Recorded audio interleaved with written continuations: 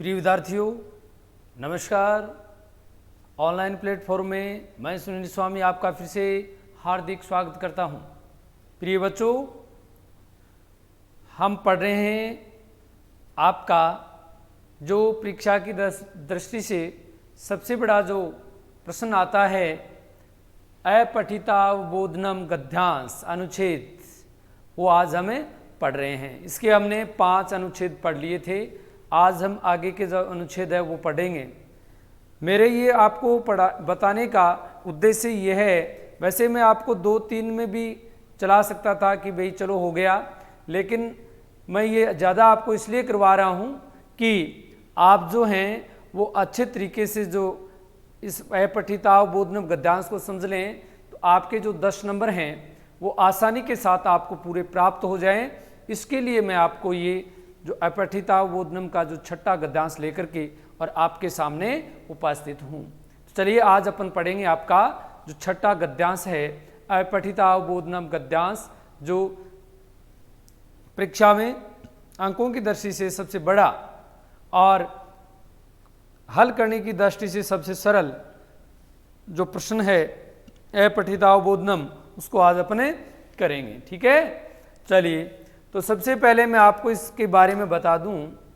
वैसे मेरा आपको अच्छी तरह से बताया हुआ है, फिर भी मैं आपको थोड़ा सा और बता देता हूं अच्छे तरीके से कि आप है वो आसानी के साथ इसके जो प्रश्न है उनको हल कर सकें। तो प्रिय बच्चों, सबसे पहली बात जो है वो ये है कि जो ये अपठितावबोधनम जो गद्यांश आता है, ये अपठितावबोधनम गद्यांश आएगा। इस गद्यांश की कुछ विशेष बातें हैं वो हमें याद रखनी होंगी। इसकी विशेष बातें हमें याद रखनी होंगी। क्या रखनी होंगी? सबसे पहले जब ये अनुच्छेद आएगा, ये अनुच्छेद होगा, तो इस अनुच्छेद के अंदर सबसे पहले बात इसका जो शीर्षक है वो हमें पता करना होगा। तो सबसे पहली बात हमें क्या करना है? अनुच्छेद के शीर्षक को याद रखना है, शीर्षक का पता लगाना है कि इसका शीर्षक क्या है। पहली बात, आप शीर्षक का पता कैसे लगाएंगे? मैंने पूर्व में भी आपको बताया कि शीर्षक का पता तब चलेगा जब हम उस अनुच्छेद को पढ़ेंगे।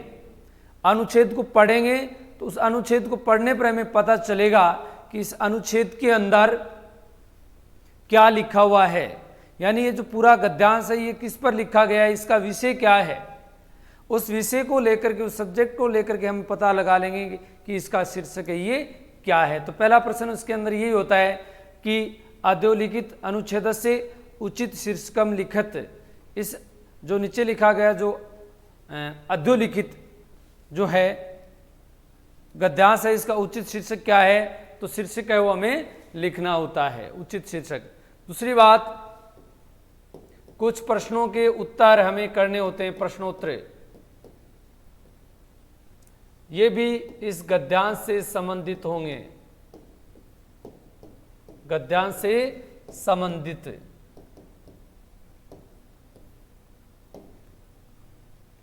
तो इस गद्यांश के अंदर कुछ प्रश्न पूछे जाएंगे आपसे।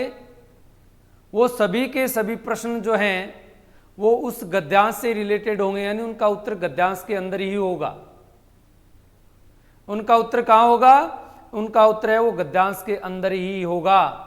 तो वो भी आप हैं वो ध्यान में रख लेंगे। ठीक है, यानी गद्यांश को जब आप अच्छी तरह से पढ़ेंगे तो वहाँ पे पढ़ने पर आपको पता चलेगा कि जो गद्यांश है वो किस पर लिखा गया है, और जिसके ऊपर ये लिखा गया है वही उसका क्या होगा? शीर्षक होगा। वही उसका क्या हो जाएगा? शीर्षक हो जाएगा। ठीक है, चलिए उसके बाद में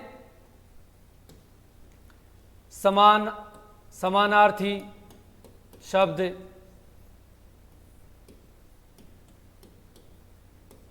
समानार्थी या पर्याय शब्द जो है वो हमें लिखना होगा, यानी कि उसका सिमिलर वर्ड कौन सा है गद्यांश के अंदर, या उसका पर्याय कौन सा है।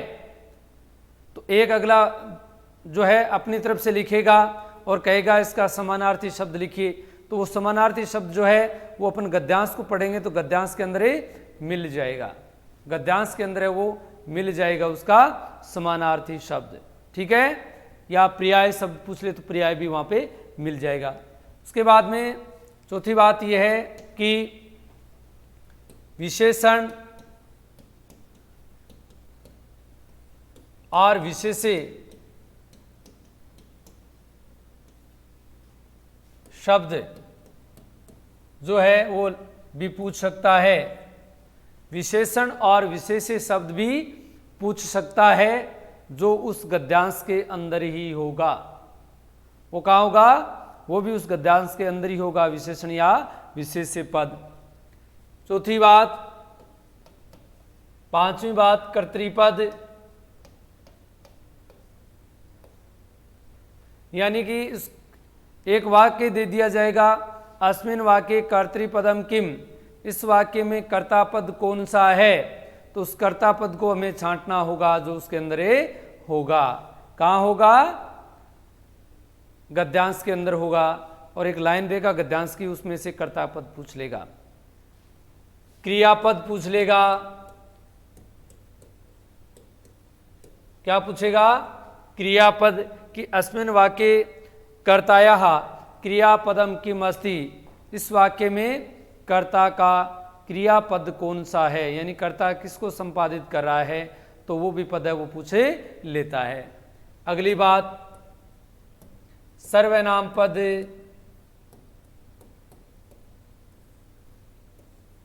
भी पूछ लेता है कि अस्मिन वाक्ये क्रियाया स्थाने किम सर्वनाम पदम प्रयुज्यते, इस वाक्य में इस संज्ञा के स्थान पर कौन सा जो सर्वनाम पद है वो प्रयुक्त हुआ है।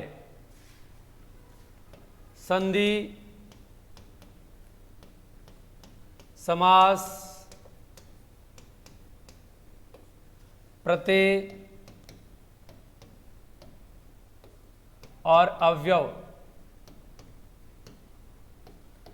ये जो हैं ये उसके अंदर पूछे जा सकते हैं गद्यांश के अंदर। यानी ये इतने प्रकार के जो प्रश्न हैं ये जो हैं इस अपठितावबोधनम गद्यांश के अंदर पूछे जाते हैं। ये अपठितावबोधनम के अंदर इन प्रश्नों का जो उत्तर है हमें देना होगा। तो देखिए बहुत ही सरल है, बहुत ही आसान है। बढ़ते हैं हम अपने अगले अनुच्छेद की तरफ, और वो अपना अनुच्छेद होगा छठा। तो हम बढ़ेंगे छठे अनुच्छेद में। 5 हमने कर लिए थे,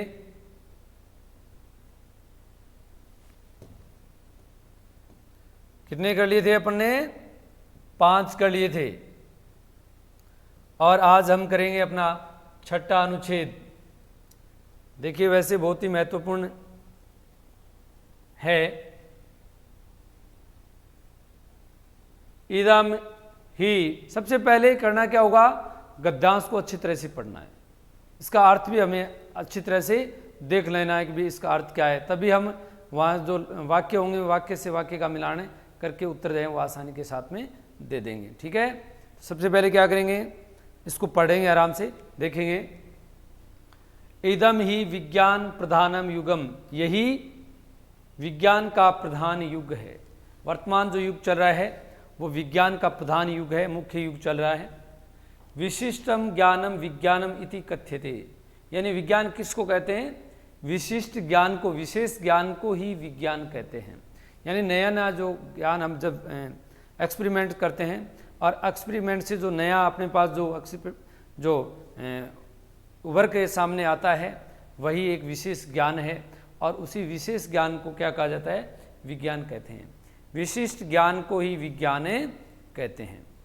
अस्याम शताब्द्याम सर्वत्र विज्ञान से एव प्रभाव दरीदृश्यते, और इस शताब्दी में, अस्याम शताब्द्याम, इस शताब्दी में सभी जगह विज्ञान के ही प्रभाव को देखा जा रहा है। और इस शताब्दी में चारों तरफ सभी जगह जो है वो विज्ञान के प्रभाव को ही देखा जा रहा है, दिखाई दे रहा है। अधुना न ही तादर्शम किमपि कार्यम यत्र विज्ञान से सहाय न अपेक्षते, कि इस समय इस प्रकार का कोई भी कार्य नहीं है।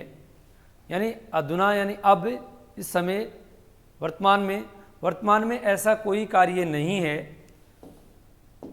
वर्तमान में ऐसा कोई कार्य नहीं है जहां विज्ञान की सहायता की जरूरत नहीं देखी जाती, अपेक्षित नहीं होती है।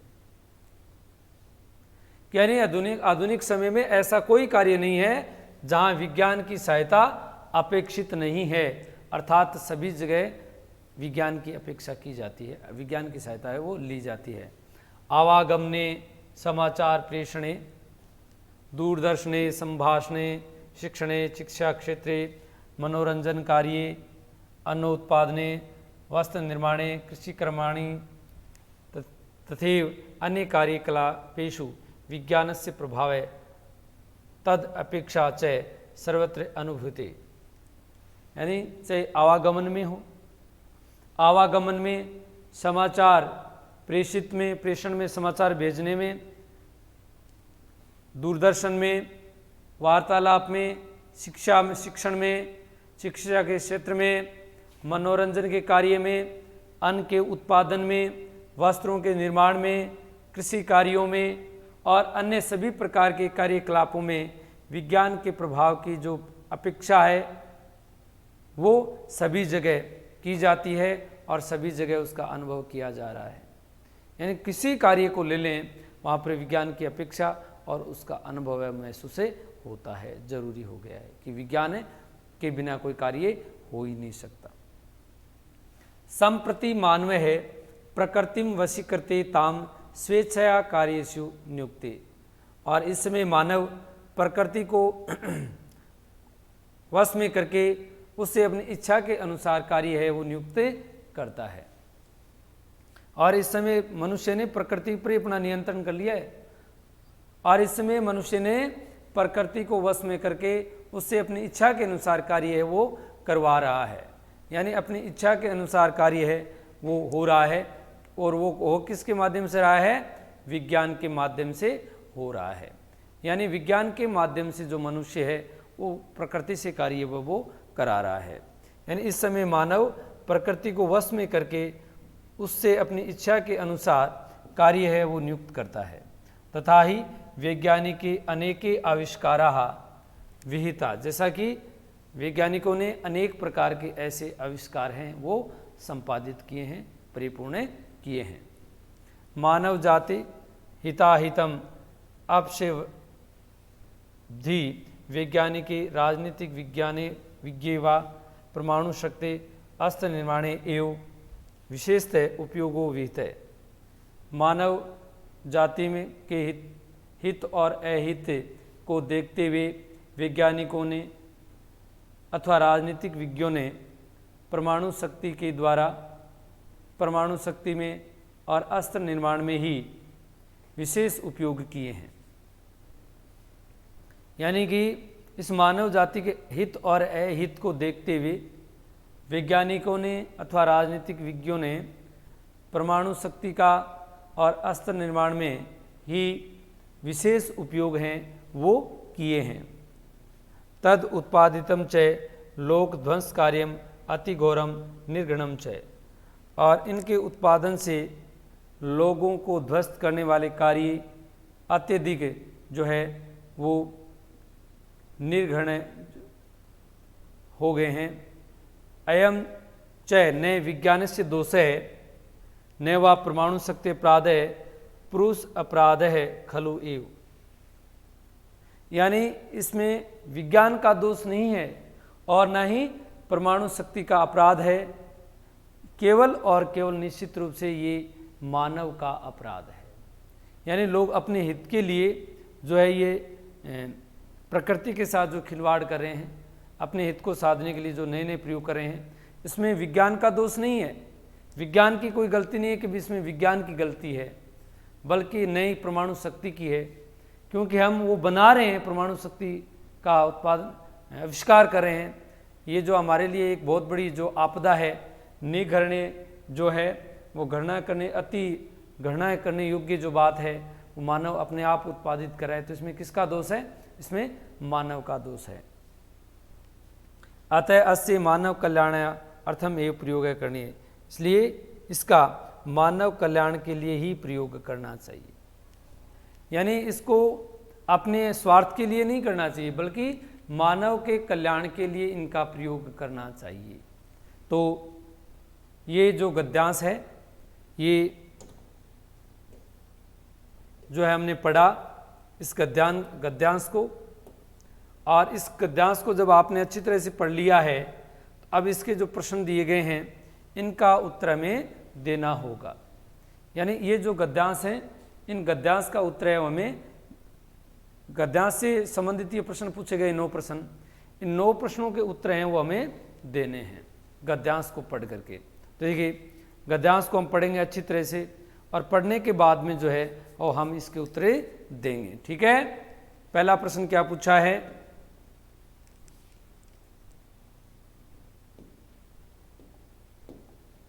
अस्य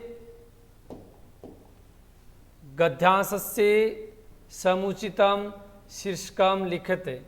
इस गद्यांश का समुचित शीर्षक लिखो, यानी पूरे गद्यांश का, ये जो पूरा गद्यांश है इस पूरे गद्यांश का हमें शीर्षक लिखना है। तो देखिए अपने किसके बारे में बात कर रहे थे हम, ये गद्यांश किससे संबंधित था? विज्ञान का महत्व, विज्ञान के महत्व से संबंधित जो है ये गद्यांश था। तो इसका शीर्षक क्या हो गया? विज्ञान महत्वम। विज्ञान महत्वम जो है इस गद्यांश का उचित शीर्षक है। क्या है? विज्ञान महत्वम, यानी विज्ञान की महत्ता को इस अनुच्छेद में बताया गया है कि भाई विज्ञान हमारे लिए कितना आवश्यक है, विज्ञान को किस प्रकार से हम जो है वो अपने जीवन में उपयोगी बनाते हैं, और विज्ञान क्या क्या कर सकती है, क्या क्या इनका कार्य क्षेत्र है, वो इस गद्यांश में वो बताया गया है। ठीक है, दूसरा है इदम युगम की दर्शन। ये युग कैसा है? ये युग कैसा है, यानी इस युग में क्या हो रहा है, किसका बोलबाला है, युग किस प्रकार, इस युग में किसकी प्रधानता है। तो अनुच्छेद में आया था, इस अनुच्छेद के अंदर हमने पढ़ा था कि इदम ही विज्ञान प्रधानम युगम, ये विज्ञान प्रधान युग है। तो लाइन में आया था ना, विज्ञान प्रधान युग, ये क्या है? ये विज्ञान प्रधान युग है। तो इसका उत्तर क्या हो जाएगा? विज्ञान प्रधानम युगम, विज्ञान प्रधानम युगम। ये युग क्या है? विज्ञान प्रधान युग है। इसमें यानी इसमें विज्ञान की प्रधानता है। अगला क्या पूछा है? विज्ञानम किम अस्ति, विज्ञान क्या है, विज्ञान किसे कहते हैं। तो विज्ञान किसे कहते हैं अपने सामने आया था, और हमने इसका उत्तर किया था। क्या किया था? विशिष्ट ज्ञानम विज्ञानम इति कथ्यते, यानी विशिष्ट ज्ञान ही क्या है? विज्ञान है। विशिष्टम ज्ञानम विज्ञानम इति कथ्यते, यानी इसका उत्तर क्या हो जाएगा फिर? विशिष्टम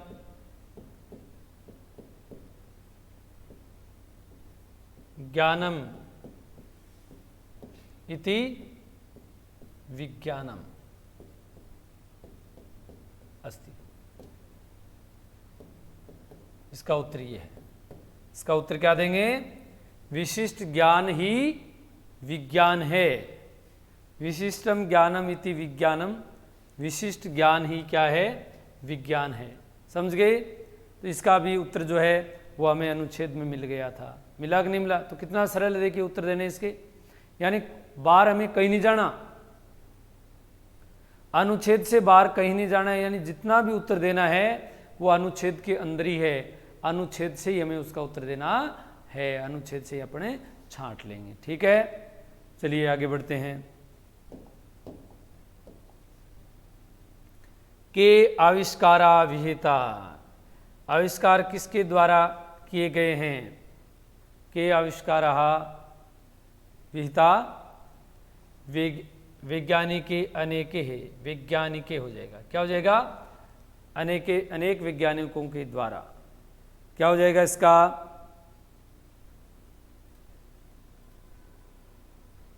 इसका उत्तर हो जाएगा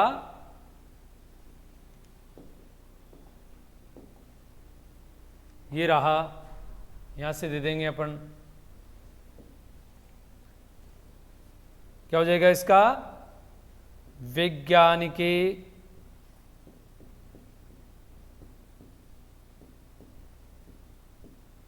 वैज्ञानिकैरनेके आविष्काराः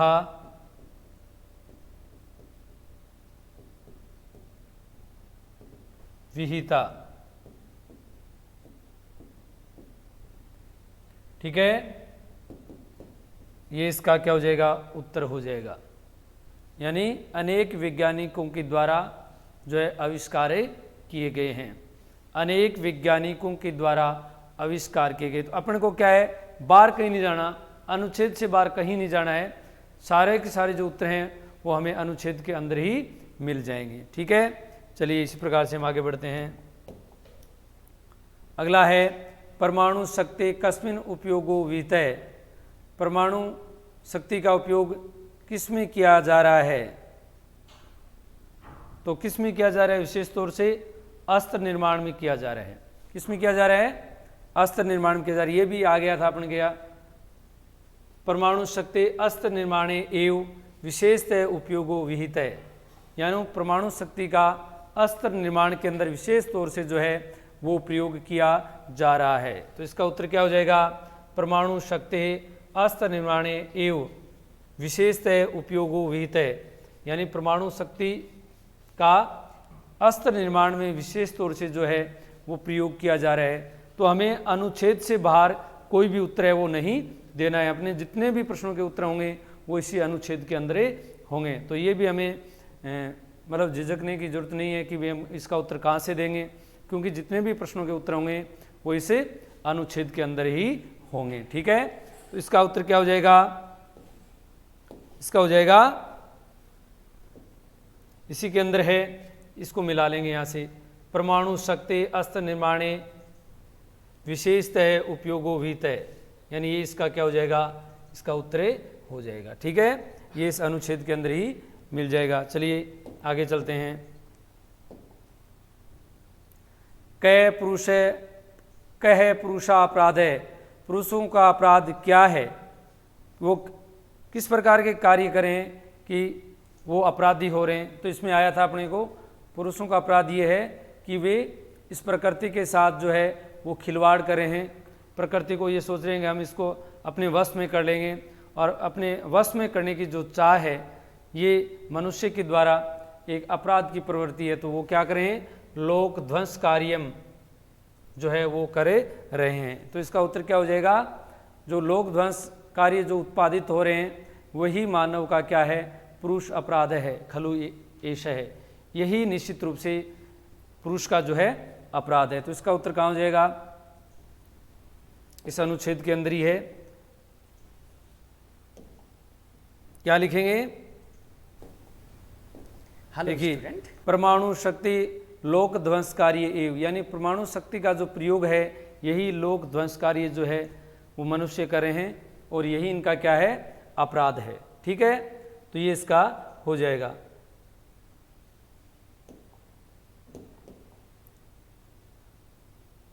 अगला प्रश्न है, यदम ही विज्ञान प्रधानम युगम, मैंने ये कहा था कि आपको विशेषण पद और विशेष्य पद की भी आपको पहचान करनी है, कि जो वाक्य दिया होगा अस्मिन् वाक्ये विशेषण पदम किम या विशेष्य पदम किम अस्ति, तो उसका भी हमें पता लगाना होगा।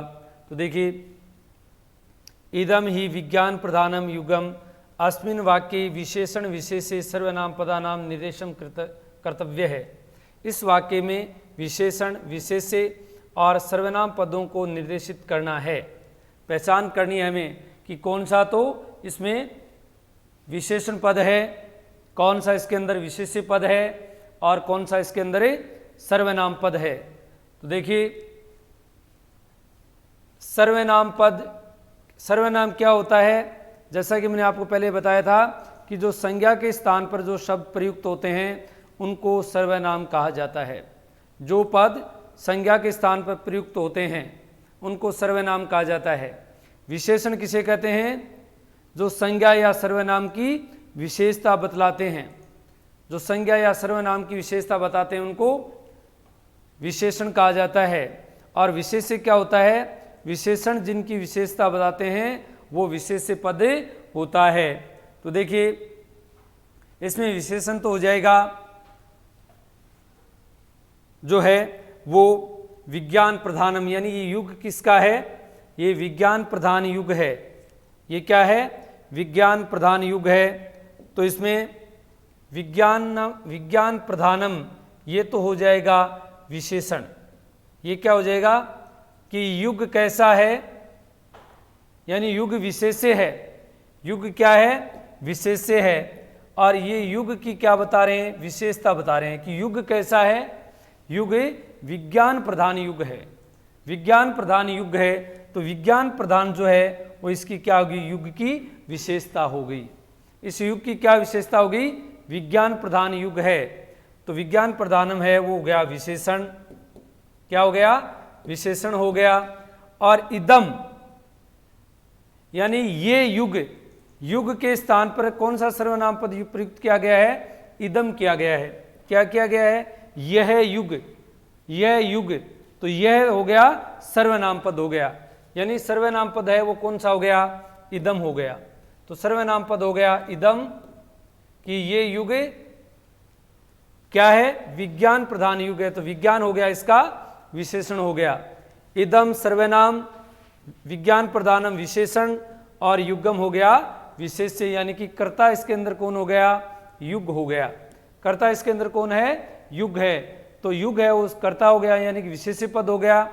विज्ञान प्रधानम इसका विशेषण हो गया और इदम हो गया सर्वनाम पद। तो इस प्रकार से इसका जो है हमें उत्तर देना है। अगला है अस्य मानव कल्याणार्थम एव प्रयोग है करणीय अस्मिन् वाक्ये रेखांकित सर्वनाम पदस्य स्थाने संज्ञा पदस्य प्रयोगम कुर्वन्तु। तो इसमें वैसे रेखांकित किया हुआ नहीं है, लेकिन हम जो है उसको रेखांकित कर लेंगे। तो क्या करेंगे? इसमें रेखांकित किसको करेंगे? जो अस्य है ये इसमें सर्वनाम पद है। सर्वनाम पद के स्थान पर पूछा है इसने कि अस्मिन् वाक्ये रेखांकित सर्वनाम पदस्य स्थाने संज्ञा पदस्य प्रयोगम कुर्वन्तु, यानी जो सर्वनाम पद आएगा इसके अंदर, इस वाक्य के अंदर जो सर्वनाम पद आया है उस सर्वनाम पद के स्थान पर कौन सा संज्ञा पद आना चाहिए। तो अस्य जो पद आया है इसके स्थान पर कौन सा संज्ञा शब्द होना चाहिए। तो इसके मानव कल्याण के लिए ही प्रयोग करने चाहिए। तो किसके? विज्ञान के। विज्ञान के जो प्रयोग हैं वो किसके लिए होने चाहिए? मानव कल्याण के लिए होने चाहिए। तो इसमें अस्य की जगह क्या हो जाएगा? विज्ञान से। क्या कर देंगे? विज्ञान से कर देंगे। एक तो आया था कि विज्ञान का प्रयोग और एक आया था परमाणु का प्रयोग। परमाणु का प्रयोग भी मानव कल्याण के लिए ही होना चाहिए। एक आया था परमाणु का, तो परमाणु हो जाएगा। क्या हो जाएगा? परमाणु हो। परमाणु का और विज्ञान का जो प्रयोग है वो किसके लिए होना चाहिए? मानव कल्याण के लिए ही होना चाहिए। ठीक है, इसी प्रकार से चलते हैं। जो अंतिम प्रश्न है वो है वैज्ञानिकी उपयोग विहित है। वैज्ञानिकों का जो के द्वारा उपयोग किए गए हैं, वैज्ञानिकों के द्वारा उपयोग किए गए। वैज्ञानिक यहाँ पे तृतीय व्यक्ति है, यानी कि तृतीय व्यक्ति में करण कारक होता है और करण कारक का चिन्ह क्या होता है? से या के द्वारा। तो वैज्ञानिकों के द्वारा उपयोग किए गए हैं, प्रयोग किए गए हैं। तो इसमें अत्र कह कर्ता पद, इसमें कर्ता पद कौन सा है? मैंने ये कहा था कि आप जब अनुच्छेद को पढ़ेंगे तो उसमें प्रश्न आएगा कि कर्ता पद छांटिए, क्रियापद छांटिए, कर्तृपद, क्रियापद, विशेषण पद, विशेष्य पद, सर्वनाम पद। तो यहाँ पे कौन सा पद पूछा है? कर्ता पद पूछा गया है। कौन सा पद पूछा है? तो कर्ता पद पूछा है। तो वैज्ञानिकों के द्वारा उपयोग किए गए हैं, प्रयोग किए गए हैं। तो किसके द्वारा प्रयोग किए गए हैं? वैज्ञानिकों के द्वारा। तो वैज्ञानिक इसके अंदर क्या हो जाएंगे? कर्ता पद हो जाएगा। तो यहाँ क्या हो जाएगा? वैज्ञानिके।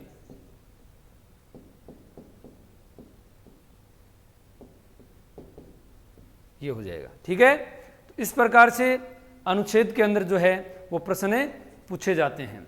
तो आपकी जो परीक्षा की दृष्टि से ये आपके सबसे बड़ा प्रश्न है, यानी सबसे ज़्यादा अंकों का प्रश्न जो है वो अपठितावबोधनम गद्यांश ही होता है, 10 अंक का आता है और इसके उत्तर देने भी बहुत ही सरल होते हैं। तो निश्चित रूप से आप इस गद्यांश को आप समझ गए होंगे और इसके उत्तर है वो आप आसानी के साथ में दे देंगे। तो इस कक्षा में बस इतना ही। अगली कक्षा में फिर से हम एक नए अनुच्छेद के साथ में उपस्थित होंगे। तब तक के लिए धन्यवाद।